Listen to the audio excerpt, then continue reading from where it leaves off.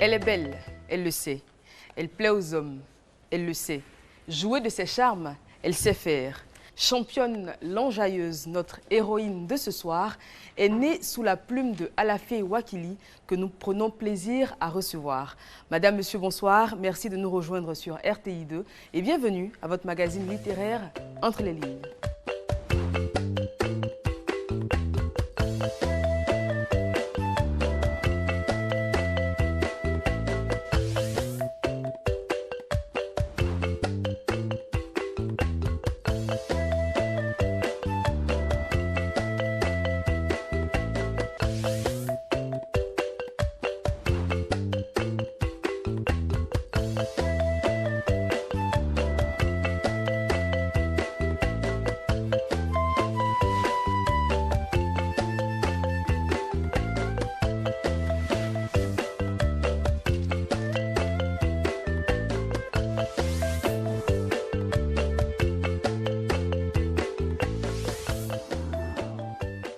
Monsieur Alafé, bonsoir. Merci d'être présent ici à la bibliothèque de l'Institut français pour cette émission. Entre les lignes, on parlera de Championne l'enjailleuse. Oui, bonsoir, merci. À RTI2, à Entre les lignes. Qui est Championne l'enjailleuse?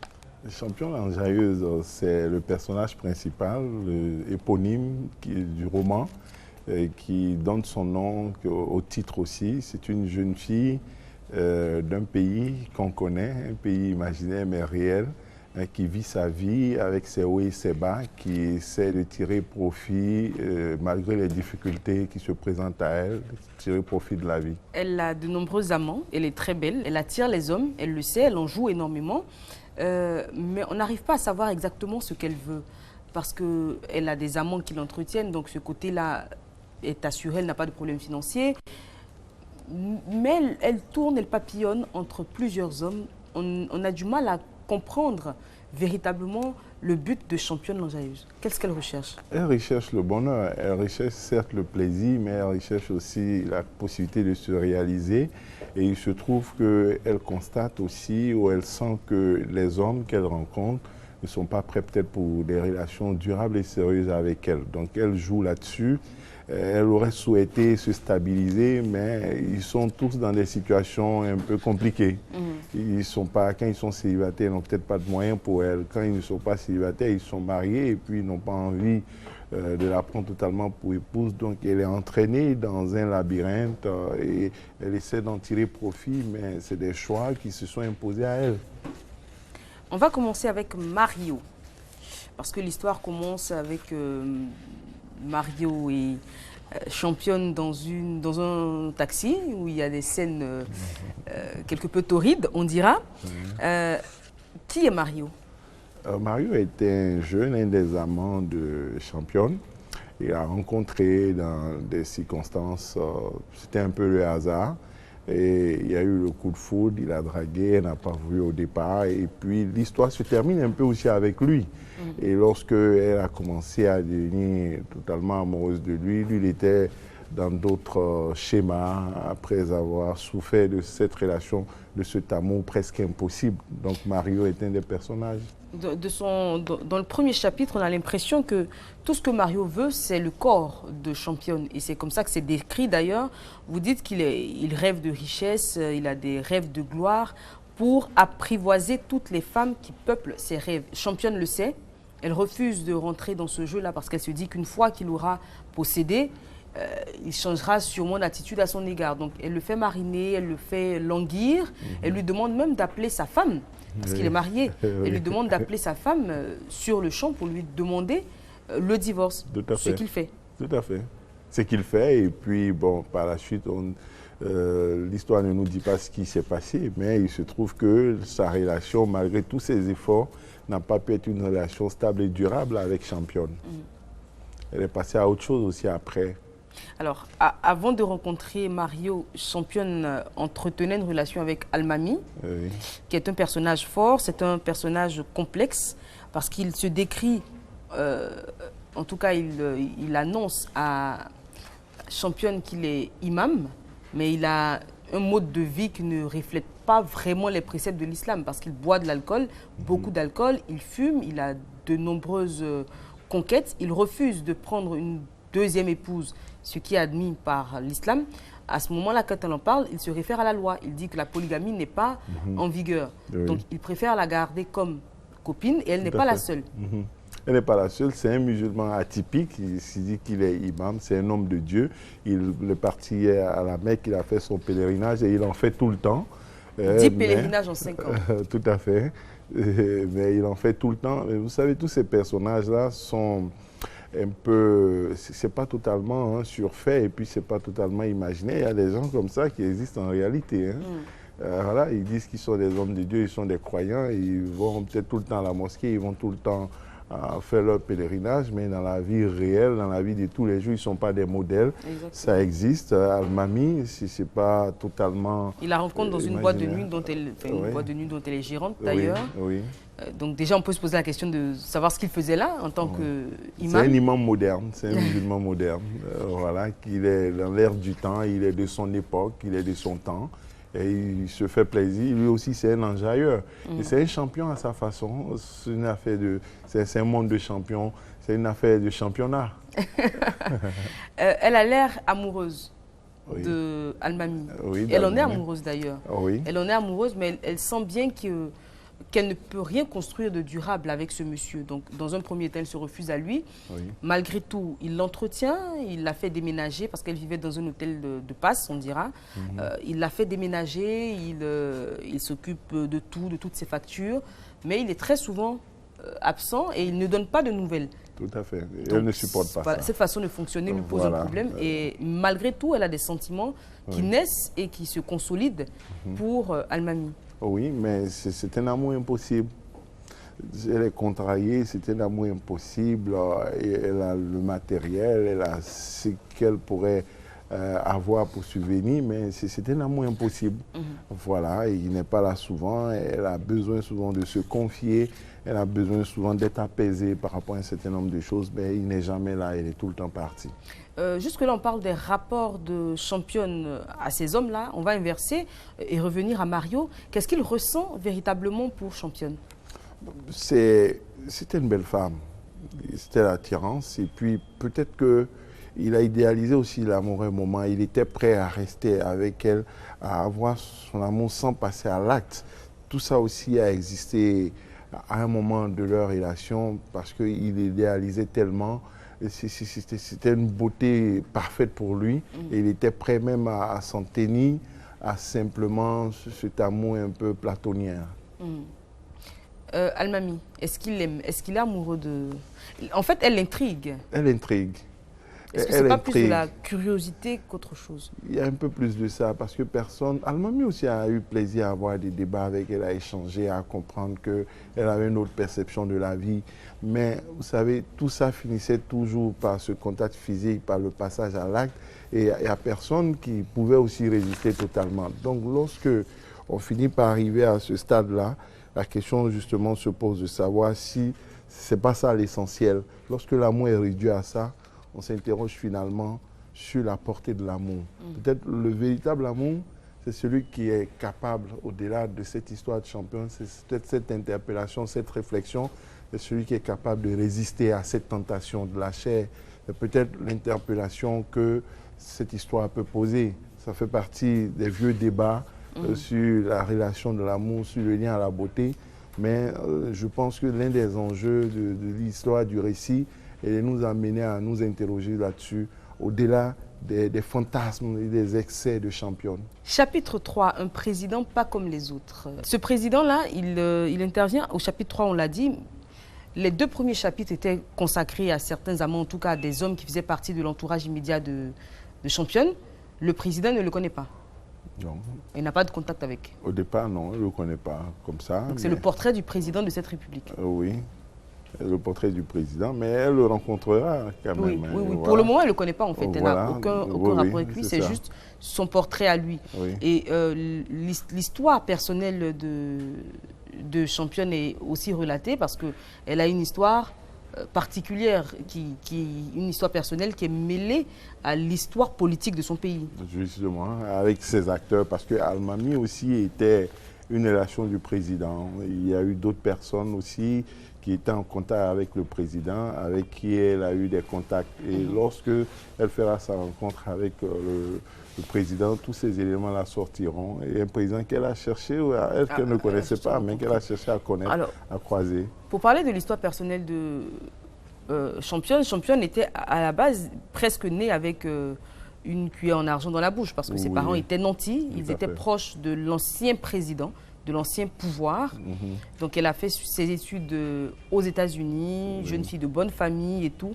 Malheureusement, ses parents décèdent et puis il n'y a plus personne derrière pour assurer, pour la suivre. Donc elle rentre, elle était déjà à Abidjan quand ses parents décèdent ou... Non, elle était à l'extérieur. Elle rentre, elle est arrivée, voilà. Et décide de ne plus repartir. Tout à fait. Elle n'a pas achevé ses études, Tout à fait. donc elle ne peut prétendre à aucun emploi décent. Donc elle devient donc à ce moment-là serveuse dans un bar et puis elle gravit les échelons, etc. etc. Le président de la République, on l'appelle ici Baba Roméo, comment vous le décrirez? C'est un personnage cultivé, c'est un personnage qui aime les bonnes choses, qui aime prendre du plaisir et qui aura des échanges avec Championne. Et c'est un personnage qui se veut proche de son peuple et aussi fidèle à ses amis. Championne et Mario se recroisent, chapitre 4. Elle commence à nourrir des sentiments pour lui. Elle explique à Almami, elle lui dit, j'ai rencontré un jeune homme, il est journaliste, parce que Mario dans l'œuvre est journaliste. Et tout de suite, Almami la défend de le revoir. Oui, Almami peut-être connaît ce journaliste et puis lui, ses activités, sa proximité avec le président et puis son ancrage dans le politique font qu'il commence à s'inquiéter. Il se demande si Championne n'en dira pas assez sur lui à Mario, ce journaliste, ou si ce journaliste ne vient pas pour d'autres choses que la relation avec Mario. Donc il a peur d'être découvert par rapport à ses activités commerciales, mais aussi à ses engagements politiques. Donc, un problème se pose entre lui et puis Championne, mais qui ne recule pas, qui continue. Et Championne fait le choix donc de respecter la décision d'Almami. Elle coupe les ponts avec Mario jusqu'à ce qu'un jour, elle se réveille et à la une du journal, elle voit un dossier écrit par Mario sur Almami, qui ne serait pas en réalité imam, ce serait le marabout du président. Il serait mêlé à pas mal de choses, notamment une tentative, une évasion réussie d'ailleurs, d'un Barbouze, d'un certain Barbouze, qui me fait penser à votre tweet name sur Twitter, bien évidemment. Donc, à l'évasion d'un Barbouze, etc. Et c'est à ce moment-là qu'elle se rend compte des véritables activités de celui qui partage sa vie. Tout à fait. Elle ne savait pas au départ parce qu'il ne voulait pas le savoir. Il était discret, il n'était pas dans la logique de « tu sais qui je suis ». Donc il a caché son jeu et quand Mario sort le dossier, elle fait le rapprochement, elle découvre. Et en temps, Mario n'a pas écrit négativement justement. Donc Almami savait déjà, il était en contact avec Mario. Donc elle découvre et elle pose la question. Elle s'interroge et puis, bon, l'explication a lieu. Elle pose la question à Mario. Mario lui dit, mais je ne savais pas, et en toute bonne foi en plus, il ne savait pas qu'elle était avec Almami. Donc, c'était pas pour... c'est Almami qui savait un peu. Mario, lui, ne savait pas. Il ne savait pas. Comment vous décrirez la psychologie de votre héroïne, de Championne? Championne, sa psychologie, c'est une femme qui veut profiter de la vie et en même temps qui veut tirer profit de ses atouts. Et elle est un peu abusée, elle cherche l'amour, elle recherche l'amour. Elle est abusée, mais elle aussi, elle pense qu'elle abuse des gens. Exactement, je pose la question parce qu'elle m'a l'air quand même assez perverse. Elle a des vices, oui. Oui, c'est au-delà du vice, c'est de la perversion carrément parce que, bon, chacun voit le soleil là où il veut, mais je veux dire quand elle, par exemple... Elle aime les sensations fortes. Exactement, quand elle parle de ses relations avec Mario, quand elle lui promet, parce que jusque-là, ils sont dans une relation, somme toute, assez chaste et tout, elle lui dit, bon, la première fois, je veux que ce soit dans un taxi. Ils sont dans un taxi d'ailleurs. Après, elle rêve d'un avion. Après un avion, après un cimetière, elle lui propose des choses... Tout à fait. que le commun des mortels n'imaginerait pas. Elle aime les sensations fortes et puis c'est ça, parce que la vie, c'est de la routine. Elle a envie de faire des choses anormales ou des choses impossibles. Elle pense comme un lit d'hôpital. Oui, elle lance des défis. C'est une manière aussi, quelquefois au-delà de ces fantasmes-là, de ces vices-là, c'est peut-être une manière de se défendre, de se protéger, de mettre à l'épreuve et en espérant que ces interlocuteurs n'y parviendront pas. Mais quelquefois, ils y parviennent, ils relèvent le défi. Exactement. Championne a un autre dragueur, Grande Gueule, qui porte bien son nom. Oui, Grande Gueule. Il en existe des Grandes Gueules. Celui-là, il a les meilleurs vins chez lui, les meilleurs champagnes, les meilleures boissons. Il a le meilleur cuisinier du pays. Il a la meilleure table du pays. Il a le meilleur en tout et il connaît l'histoire de tout le monde. Il a la plus belle maison. Il est le meilleur. Il est un peu mégalomane. Il est mégalomane, la grande gueule, prétentieux. Prétentieux. Il connaît l'histoire de tout le monde. C'est la grande gueule, comme vous dites. Et il essaie de séduire Championne. Mais bon, Championne l'écoute, elle ne le prend pas trop au sérieux. Mais son histoire, on en parle. Et Championne a contact avec lui. Mais vous savez, ce type de personnages, ils existent effectivement. Championne a eu affaire à beaucoup de genres de personnages. Donc c'est un kaléidoscope, un tableau, et il y a du monde. Et les personnages se succèdent, ils ne se ressemblent pas. Voilà, chacun avec ses particularités, ses forces, ses faiblesses. On parle également de Sigla. Oui. Qui est un autre personnage. Oui. Championne l'enjailleuse, pourquoi ce nom? J'aurais peut-être dû commencer par là. Pourquoi vous décidez d'appeler l'actrice principale Championne l'enjailleuse? Déjà, elle est championne de quoi? Elle est championne de l'enjaillement. Oui, le Et qu'est-ce plaisir. que vous décrivez? Justement, la contradiction entre son prénom, donc son surnom l'enjailleuse, et sa vie, c'est que finalement, elle ne se livre pas facilement. En tout cas, ne livre pas facilement son corps aux hommes. Oui, mais le peu qu'elle fait, ça enjaille. Ouais, ça enjaille. Elle donne juste un peu et puis elle laisse les autres dans leur rêve, dans le fantasme, dans la quête. Dans cette quête-là, elle se rend irrésistible. Donc, c'est une quête d'enjaillement et elle est championne dans cela. Et championne aussi en la beauté, championne dans cette quête-là. Donc, cette contradiction apparente, cette confusion, les deux expressions, c'est fait à dessein. Et puis, je me suis dit, c'était pas évident de lui trouver un nom. Si je dis Fanta, si je dis Astou, bon, ça allait être compliqué, hein. Et puis, toutes les femmes qui s'appellent comme ça allaient penser que je les provoque, alors que non. Elle est championne, elle est enjailleuse et tout le monde peut s'y retrouver ou personne. Dénonciateur, c'est encore un personnage. Vous le dites, hein, c'est un kaléidoscope comme ça de personnes. Pourquoi avoir décidé de mettre en avant ces traits de caractère chez les personnages que vous avez choisis? Vous savez, l'auteur, l'écrivain, il décrit les réalités, il décrit ce qui existe, hein, des choses qu'il connaît directement ou indirectement, qui se passent, qui se déroulent. L'imaginaire, il y a une part du réel dans l'imaginaire, on peut aggraver des traits. Donc, je choisis de faire ressortir des choses qu'on voit, de les présenter et les présentant, on les dénonce aussi, on interpelle pour appeler à la modestie, pour grande gueule. On interpelle pour appeler à un peu plus de sérieux dans la relation avec Dieu pour Almami. On interpelle par rapport à Mario pour un peu plus de tempérance dans les choix de la vie, dans les comportements. Donc, c'est des réalités qu'on est parti, des personnages qui existent. On a pu grossir certains traits, mais c'est pour faire un tableau de portraits de personnages, pour ramener aux uns et aux autres leur réalité et la réalité. Et puis, pourquoi pas, interpeller sur peut-être que ce sont des modèles qu'il ne faut pas forcément copier. Finalement, championne l'enjailleuse, elle réussit donc à rencontrer Roméo, donc le président de la République, qui tombe sous son charme, qui veut tout de suite la posséder, parce que finalement, elle a beau avoir de l'esprit, parce qu'elle est très intelligente, elle a de l'esprit et tout, la majorité des hommes qui la rencontrent et qui l'entourent ne veulent finalement que son corps. Mais bien sûr. Le débat a lieu, le débat se fait, il apprécie le président, Roméo, et puis bon, ça dérive vers là, toujours, et puis il y a quelques obstacles, des blocages. C'est ça, c'est cette quête-là, ce fantasme, cette relation à la chair, au sexe, m'interpelle. Pourquoi il n'y a que ça? Pourquoi tout doit finir par là? Ou tout doit commencer par là, parce que finalement, oui, tout doit c'est la commencer première chose qu'on lui demande, oui, pour finalement. que tout avance. Donc, c'est cette interpellation, cette interrogation qui est au cœur de la société, qui est soulevée dans la question, dans le récit, dans l'histoire de Championne. Et là encore, elle a des réticences. Oui. Et le président lui dit, page 97, « Quoi? Toutes les filles du pays rêvent d'être dans mes bras et voici une folle qui ne sait pas ce qu'elle veut. C'est bien elle qui est venue vers moi. Elle a tout fait pour me taper dans l'œil. Elle rôdait aux alentours des lieux de manifestation.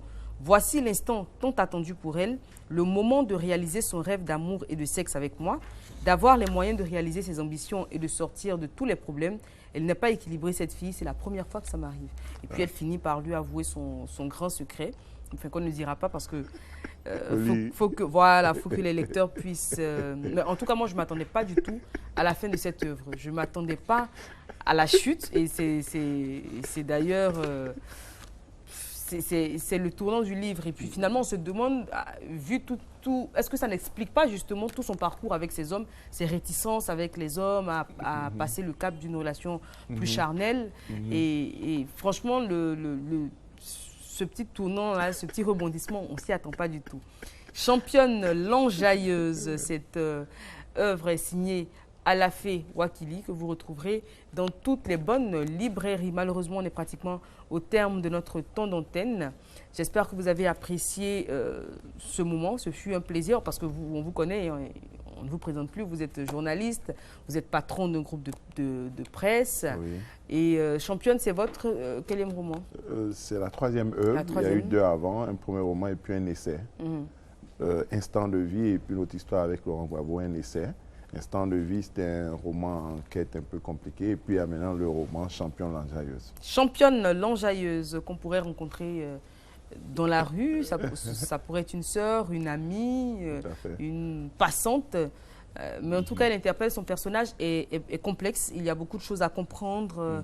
On se creuse la tête, on réfléchit avec elle. Souvent, on est d'accord, souvent, on est en désaccord. En tout cas, c'est une héroïne qui est très riche et très complexe que je vous invite à découvrir. Donc, Championne l'enjailleuse. Merci encore une fois pour votre fidèle et agréable attention. Nous étions ici à la bibliothèque de l'Institut français. Je vous donne rendez-vous lundi prochain, même heure, même canal, c'est-à-dire 20 h sur RTI2. Et le mot de la fin revient comme toujours à mon invité. Merci, on a su lire entre les lignes. C'était assez intéressant. Ça m'a permis de me retrouver dans l'œuvre et d'expliquer en espérant que les téléspectateurs et les lecteurs sauront apprécier et que nous aurons d'autres occasions de nous retrouver. Encore une fois, merci à RTI2 et à Entre les lignes et à toute votre équipe.